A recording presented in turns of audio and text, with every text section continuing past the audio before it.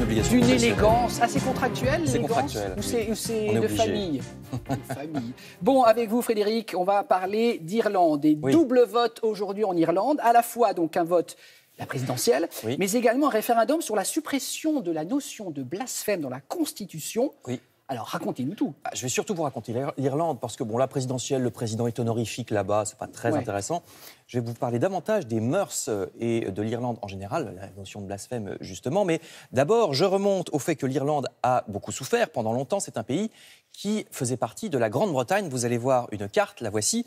L'Irlande a été colonisée plusieurs fois par les Anglais. La dernière fois, c'était sous le roi Henri VIII, c'est-à-dire au XVIe siècle. Et les Irlandais étaient des citoyens de seconde zone à cette époque. Les paysans irlandais étaient très pauvres face aux aristocrates anglais. Dans les années 1840 arrive même une épouvantable famine. Vous voyez, 1 million de morts, soit plus de 10% de la population. Les gens grattent la terre à la recherche de quoi que ce soit à manger.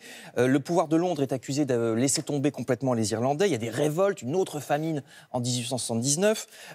En 1916, profitant que l'Angleterre est engagée dans la Première Guerre mondiale, mais il y a encore une révolte. Les nationalistes irlandais vont même gagner les élections, mais Londres ne les reconnaît pas.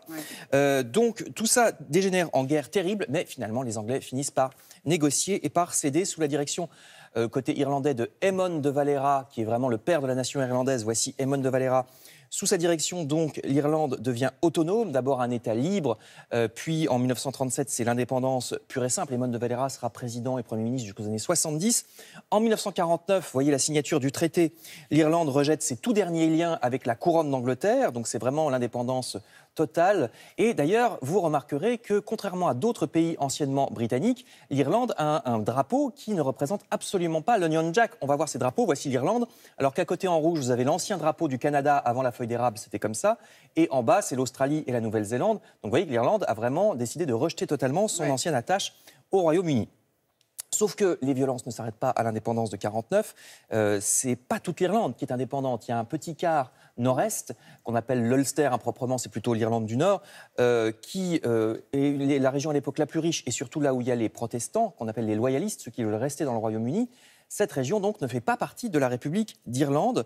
Donc, il y a des milices qui se constituent des deux côtés dès les années 50. Il y a des violences des deux côtés. Et le paroxysme en Irlande du Nord, c'est ce que vous voyez le 31 janvier 72 dans la ville de Derry, en Irlande du Nord, ce qu'on appelle le Bloody Sunday, le dimanche sanglant. Une manifestation de catholiques irlandais dégénère. Elle est très sévèrement encadrée par l'armée britannique. Alors, il y a des jets de pierre au départ, et puis les militaires qui semblent paniquer répondent en tirant dans la foule. Il y a plus de 20 morts.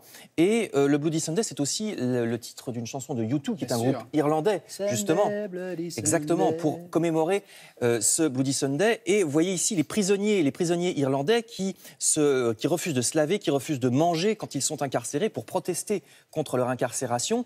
Et on en arrive à Bobby Sands, qui lui fait carrément une grève de la faim et il finit par en mourir. Bobby Sands, après 66 jours de grève de la faim, le 5 mai 1981, le gouvernement de Margaret Thatcher dit que c'est son choix et refuse de négocier. Ce qui ne va pas arranger les choses, évidemment, puisque pendant une vingtaine d'années, il va encore y avoir beaucoup de violence. Dans les années 70 à 90, presque 3500 morts en Irlande, notamment en Irlande du Nord. Alors vraiment, aujourd'hui, l'Irlande s'en sort bien, puisqu'en 98, un accord de paix est signé entre les deux parties, qui est toujours respecté. Et même du point de vue social et des mœurs, l'Irlande est un pays qui évolue vraiment énormément. Vous voyez, Saint Patrick, le saint patron de l'Irlande, pour vous dire que l'Irlande, surtout l'Irlande républicaine, mais aussi un peu l'Irlande du Nord, est un pays catholique, très traditionnaliste jusqu'à il y a peu. Et donc, du point de vue des mœurs, la République a beaucoup évolué, puisqu'en 95 seulement, imaginez, le divorce est légalisé, en 95 seulement. Tard, hein. Et depuis, quel chemin parcouru, puisqu'en 2015, légalisation du mariage gay, en 2018, en mai de cette année, légalisation de l'avortement, tout ça par référendum, ce qui est rare, hein. D'habitude, c'est pas par référendum que ça se fait. Donc là, c'est vraiment la population qui a choisi. Sujet qui autrefois aurait mis le pays à feu et à sang, et donc aujourd'hui, la suppression du blasphème, c'est plutôt un reliquat, un truc qui reste comme ça, qui n'était plus évidemment utilisé. Mais il y a quand même un gros point d'interrogation, c'est s'il y a le Brexit dur, sans accord, et qu'on remet une frontière entre l'Irlande républicaine et l'Irlande du Nord, ça va recréer des problèmes qui n'existaient plus. Affaire à suivre. Exactement. Merci beaucoup, Frédéric.